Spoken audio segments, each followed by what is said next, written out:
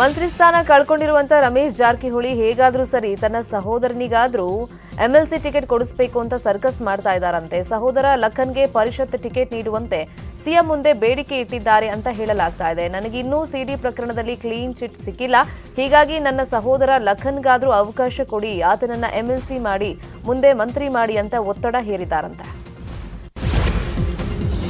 ಕೋಲಾರದಿಂದ ಚಿಕ್ಕಮಗಳೂರಿನ ದತ್ತಪೀಠಕ್ಕೆ ತೆರಳುತ್ತಾ ಇದ್ದ mini bus ಮೇಲೆ ಕಲ್ಲು ತೂರಿದ್ದಾರೆ. ನಗರದ ಎಂಬಿ ರಸ್ತೆಯಲ್ಲಿ ಬಸ್ ಮೇಲೆ ಕಲ್ಲು ತೂರಿದ್ದು ಹಿಂಭಾಗದ ಗಾಜು ಪೀಸ್ ಆಗಿದೆ. ಕಲ್ಲು ತೂರಾಟದಿಂದ ಮುಂಭಾಗದಲ್ಲಿ ಕುಳಿತಿದ್ದ ಇಬ್ಬರಿಗೆ ಗಾಯ ಆಗಿದೆ. ಕೃತ್ಯ ಖಂಡಿಸಿ ಹಿಂದೂ ಪರ ಸಂಘಟನೆಗಳು ಪ್ರತಿಭಟನೆಯನ್ನು ನಡೆಸಿವೆ.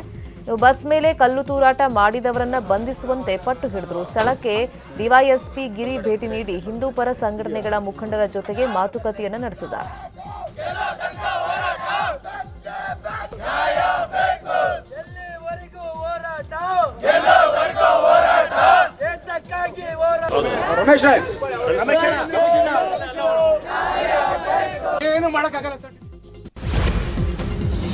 ಬೆಳಗಾವಿ ತಾಲೂಕಿನ ಹುದಲಿ ಗ್ರಾಮದಲ್ಲಿ ದಿವಂಗತ ನಟ ಪುನೀತ್ ರಾಜ್ಕುಮಾರ್ಗೆ ಶ್ರದ್ಧಾಂಜಲಿ ಸಭೆ ನಡೆಯಿತು. ಸಭೆಯಲ್ಲಿ ರಮೇಶ್ ಜಾರಕಿಹೊಳಿ, ಲಖನ್ ಜಾರಕಿಹೊಳಿ ಪಾಲ್ಗೊಂಡಿದ್ರು. ಸಭೆಯಲ್ಲಿ ಶಾಸಕ ರಮೇಶ್ ಜಾರಕಿಹೊಳಿ ಮಾತನಾಡಿ, ಸೂರ್ಯ ಚಂದ್ರ ಇರೋವರೆಗೂ ಪುನೀತ್ ಅಜರಾಮರ. 1992ರ ಡಿಸೆಂಬರ್ 6ನೇ ತಾರೀಕು ಗೋಕಾಕ್ ಕಾರ್ಯಕ್ರಮದ ನೆನಪನ್ನ ಮೆಲುಕು ಹಾಕಿದ್ರು. ಪುನೀತ್ ನನ್ನ ತಂದೆ ಕಾಲಿಗೆ ಹಣೆ ಹಚ್ಚಿ ನಮಸ್ಕಾರ ಮಾಡಿದ್ರು ಅಂತ ನೆನಪು ಮಾಡಿಕೊಂಡ್ರು. ಪುನೀತ್ ನೆನೆದು ರಮೇಶ್ ಜಾರಕಿಹೊಳಿ ಭಾವುಕರಾದ್ರು. ಅಪ್ಪು ಅಗಲಿಕೆಯಿಂದ ಇಡೀ ಚಿತ್ರರಂಗ ಶೋಕ ಸಾಗರದಲ್ಲಿದೆ. ಈ ನಡುವೆ ನಟ ಪ್ರಭುದೇವ್ ಸಹೋದರ ನಾಗೇಂದ್ರ ಪ್ರಸಾದ್, ನಟ ಸಾಯಿಕುಮಾರ್ ಹಾಗೂ ನಟ ಡಾರ್ಲಿಂಗ್ ಕೃಷ್ಣ ಪುನೀತ್ ರಾಜ್ಕುಮಾರ್ ಅವರ ಸಮಾಧಿ ದರ್ಶನ ಪಡೆದು ಪುಷ್ಪ ನಮನವನ್ನ ಸಲ್ಲಿಸಿದ್ದಾರೆ.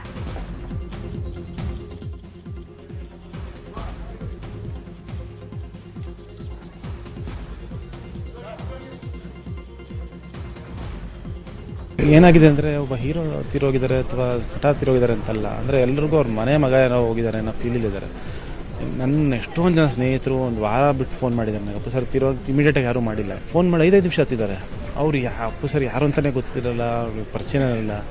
ಬಟ್ ಆ ಮಟ್ಟಿಗೆ ನನಗೆ ಆ್ಯಕ್ಚುಲಿ ನಾನು ಶಾಕ್ ಆದೀನಿ. 5 ನಿಮಿಷ 10 ನಿಮಿಷ ಒಂದು ವಾರ ಆದಮೇಲೆ ಹೇಳ್ತಾ ಇದ್ದಾರೆ ಅಂದರೆ ಎಷ್ಟು ಮನಸ್ಸಿಗೆ ಹತ್ತಿರ ಆಗಿದ್ರು ಜನಗಳಿಗೆ ಅನ್ನೋದು ತುಂಬ ಕಷ್ಟ ಆಗಿದೆ. ಅವ್ರನ್ನ ಮಿಸ್ ಮಾಡಿಬಿಟ್ಟೆ ಇವತ್ತು. ಇದು ಬಂದು ಇಂಡಿಯನ್ ಫಿಲಿಮ್ ಇಂಡಸ್ಟ್ರಿಗೆ ಒಂದು ದೊಡ್ಡ ಲಾಸ್. ಅವರು ಅವತ್ತು ನನ್ನ ಬಂದು ತಪ್ಕೊಂಡು ಖುಷಿಯಾಗಿ ಚೆನ್ನಾಗಿ ಮಾಡಿ ನಗು ಮರೆಕ. ತಂದೆಯ ಅಕಾಲಿಕ ನಿಧನದಿಂದ ಭಾರತಕ್ಕೆ ಬಂದಿದ್ದ ನಟ ಪುನೀತ್ ರಾಜ್ಕುಮಾರ್ ಪುತ್ರಿ ಧೃತಿ ಅಮೆರಿಕಾಗೆ ವಾಪಸ್ಸಾಗಿದ್ದಾರೆ. ಅಮೆರಿಕಾದಲ್ಲಿ ವಿದ್ಯಾಭ್ಯಾಸ ಮಾಡ್ತಿರುವಂತಹ ಧೃತಿ ತಂದೆ ಪುನೀತ್ ರಾಜ್ಕುಮಾರ್ ನಿಧನದ ನಂತರ ಭಾರತಕ್ಕೆ ಬಂದಿದ್ರು. ಕೆಂಪೇಗೌಡ ವಿಮಾನ ನಿಲ್ದಾಣದಿಂದ ದೆಹಲಿ ಹಾಗೂ ದೆಹಲಿಯಿಂದ ನ್ಯೂಯಾರ್ಕ್ಗೆ ತೆರಳಿದ್ದಾರೆ. ಸ್ಥಳೀಯರ ವಿರೋಧದ ನಡುವೆಯೂ ಬಾರ್ ಓಪನ್ ಮಾಡಿದ್ದಕ್ಕೆ ಮಹಿಳೆಯರು ರೊಚ್ಚಿಗೆದ್ದಿದ್ದಾರೆ. ಬಾರ್ಗೆ ನುಗ್ಗಿದ್ದ 10 ಮಹಿಳೆಯರು ಬಾರ್ನಲ್ಲಿ ಚೇರ್ಗಳನ್ನು ಪುಡಿ ಮಾಡಿರುವಂತಹ ಘಟನೆ ಚಿಕ್ಕಮಗಳೂರು ಜಿಲ್ಲೆಯ ಕಡೂರು ತಾಲೂಕಿನ ಮುಸ್ಲಾಪುರ ಗ್ರಾಮದಲ್ಲಿ ನಡೆದಿದೆ. ನಮ್ಮೂರಿಗೆ ಬಾರ್ ಬೇಡ ಅಂತ ಹಲವು ದಿನಗಳಿಂದ ಊರಿನ ಮಹಿಳೆಯರು ಪ್ರತಿಭಟನೆಯನ್ನ ಮಾಡ್ತಾ ಇದ್ರು.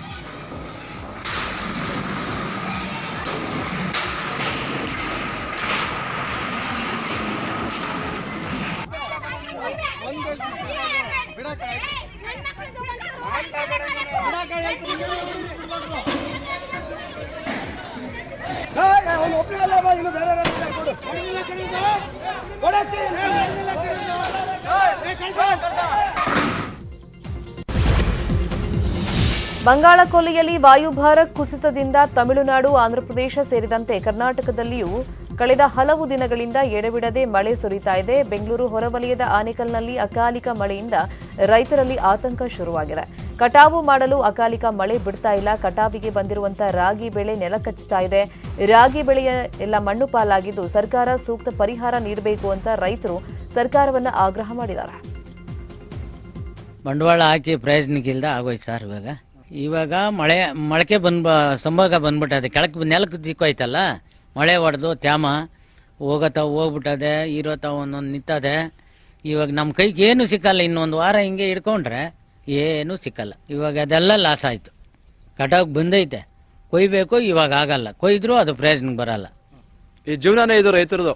ರಾಗಿನೇ ಇಲ್ಲಿ ಪ್ರಮುಖ ಬೆಳೆ ರಾಗಿ. ಈ ವಾರದಿಂದ ಈ ತರ ಮಳೆ ಬಂದು ಎಲ್ಲ ಅಧ್ವಾನ ಆಗ್ಬಿಟ್ಟಿದೆ. ಕಟಾವ್ ಮಾಡಬೇಕು. ಮಾಡಬೇಕಾಗಿತ್ತು. ಈ ಮಳೆಯಿಂದ ರೈತರು ಕಣ್ಣೀರು ಇಡ್ತಾ ಇದ್ದಾರೆ. ಕೈಗೆ ಬಂದಿದ್ದ ಬೆಳೆ ಬಾಯಿಗೆ ಸಿಗ್ಲಿಲ್ವೇ ಅನ್ನೋದು ಅವರೊಂದು ಪ್ರಸ್ತಾಪ. 2020-21ನೇ ಸಾಲಿನಲ್ಲಿ ಖಾಸಗಿ ಶಾಲೆಗಳು ಪೂರ್ಣ ಶುಲ್ಕ ಪಡೆದಿದ್ರೆ ಹೆಚ್ಚುವರಿ ಶುಲ್ಕವನ್ನು ವಾಪಸ್ ನೀಡುವಂತೆ ಕೋರ್ಟ್ ಆದೇಶ ಕೊಟ್ಟಿದೆ. ಈ ಹಿಂದೆ 2020-21ನೇ ಸಾಲಿನ ಶೇಕಡಾ 30ರಷ್ಟು ಶುಲ್ಕ ಕಡಿತ ಮಾಡುವಂತೆ ಸರ್ಕಾರ ಆದೇಶವನ್ನು ಹೊರಡಿಸಿತ್ತು. ಇದನ್ನು ಪ್ರಶ್ನಿಸಿದಂತ ಕೆಲ ಖಾಸಗಿ ಶಾಲೆಗಳ ಒಕ್ಕೂಟ ಕೋರ್ಟ್ ಮೊರೆ ಹೋಗಿತ್ತು.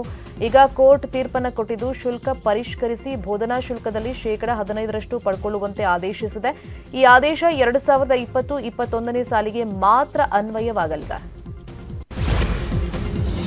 ಕಳ್ಳ ಸಾಗಣೆ ಮಾಡ್ತಾ ಇದ್ದ ನಕ್ಷತ್ರ ಆಮೆಗಳನ್ನ ಮಾರ್ಕೆಟ್ ಪೊಲೀಸರು ಪತ್ತೆ ಹಚ್ಚಿದ್ದಾರೆ. ಸಿಟಿ ಮಾರ್ಕೆಟ್ನ ಖಾಸಗಿ ಬಸ್ ನಿಲ್ದಾಣದಲ್ಲಿ ಇರಿಸಲಾಗಿದ್ದ 2 ಬ್ಯಾಗ್ನಲ್ಲಿದ್ದ 170 ಆಮೆಗಳನ್ನ ಕಲಾಸಿಪಾಳ್ಯ ಪೊಲೀಸರು ರಕ್ಷಣೆ ಮಾಡಿದ್ದಾರೆ. ಬಳಿಕ ವಶಕ್ಕೆ ಪಡೆದ ನಕ್ಷತ್ರ ಆಮೆಗಳನ್ನ ಬನ್ನೇರುಘಟ್ಟ ಜೈವಿಕ ಉದ್ಯಾನವನಕ್ಕೆ ರವಾನೆ ಮಾಡಿದ್ದಾರೆ. ಸದ್ಯ ಆರೋಪಿಗಳಿಗಾಗಿ ಪೊಲೀಸರು ಹುಡುಕಾಟವನ್ನು ನಡೆಸ್ತಾ ಇದ್ದಾರೆ. ಯಾದಗಿರಿಯ ಗುರುಮಠಕಲ್ ಬಸ್ ನಿಲ್ದಾಣದಲ್ಲಿ ಪ್ರಯಾಣಿಕನಿಗೆ ಬೂಟ್ ಕಾಲಿನಿಂದ ಒದ್ದಿದ್ದ ನಿರ್ವಾಹಕನ ಅಮಾನತು ಮಾಡಲಾಗಿದೆ. ಬಸ್ಗೆ ಬೋರ್ಡ್ ಹಾಕಿ ಎಂದಿದ್ದಕ್ಕೆ ಪ್ರಯಾಣಿಕನ ಮೇಲೆ ದರ್ಪ ಮೆರೆದಿದ್ದ ನಿರ್ವಾಹಕನ ಕುರಿತಂತೆ ನ್ಯೂಸ್ 18 ಕನ್ನಡ ವರದಿ ಪ್ರಸಾರ ಮಾಡಿತ್ತು. ಈ ಬಗ್ಗೆ ನ್ಯೂಸ್ 18 ಕನ್ನಡಕ್ಕೆ ಈಶಾನ್ಯ ಸಾರಿಗೆ ಸಂಸ್ಥೆಯ ವಿಭಾಗೀಯ ನಿಯಂತ್ರಣಾಧಿಕಾರಿ ಶ್ರೀ ಹರಿಬಾಬು ಮಾಹಿತಿಯನ್ನು ಕೊಟ್ಟಿದ್ದಾರೆ. ನಿರ್ವಾಹಕ ಸಿದ್ದಪ್ಪನನ್ನ ಅಮಾನತು ಮಾಡಿದ್ದೀವಿ ಅಂತ ಹೇಳಿದ್ದಾರೆ. ಉಳಿದಿರುವಂತಹ ಪ್ರಮುಖ ಸುದ್ದಿ ನೋಡೋಣ ಬ್ರೇಕ್ ಆದ್ಮೇಲೆ. ಅದಕ್ಕೂ ಮುಂಚೆ ವಿಶೇಷ ಅಭಿಯಾನದ ಬಗ್ಗೆ ನಿಮಗೆ ಮಾಹಿತಿ. ದೇಶದ ಎಲ್ಲರಿಗೂ ಕೊರೋನಾ ವ್ಯಾಕ್ಸಿನ್ ಸಿಗಬೇಕು ಅನ್ನೋದು ನೆಟ್ವರ್ಕ್ 18ನ ಆಶಯ. ಫೆಡರಲ್ ಬ್ಯಾಂಕ್, ಅಪೋಲೋ ಸಹಯೋಗದೊಂದಿಗಿನ ನೆಟ್ವರ್ಕ್ 18ನ ಈ ಆಶಯಕ್ಕೆ ದೇಶವ್ಯಾಪಿ ಬಲ ಸಿಕ್ಕಿದೆ. ಎಲ್ಲರಿಗೂ ವ್ಯಾಕ್ಸಿನ್ ಅನ್ನೋ ಜಾಗೃತಿ ಮೂಡಿದೆ.